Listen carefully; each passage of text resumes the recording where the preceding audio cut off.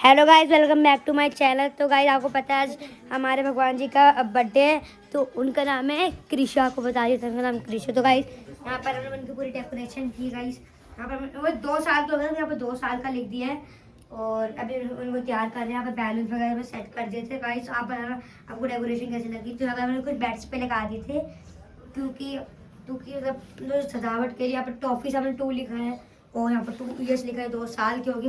Cute सा हमने heart बनाया है और ये डेकोरेशन की थी। ये देखो, ये हम झुमके लाए थे, हम 100 रुपीज़ के लाए थे गाइस। और यहाँ पर मैं बैलून्स वगैरह भी लगा रखे हैं। तो गाइस सब हमारे आँख से आपको दिखाते हैं। गाइस हमारा भाई फोन दिख रहा है। विशांत देखो क्या कर रहे हो आप। गाइस विशांत यही करते रहते हैं, फोन देखते रहते हैं गाइस। रॉब्लॉक्स क्लास में कुछ आता ही नहीं है।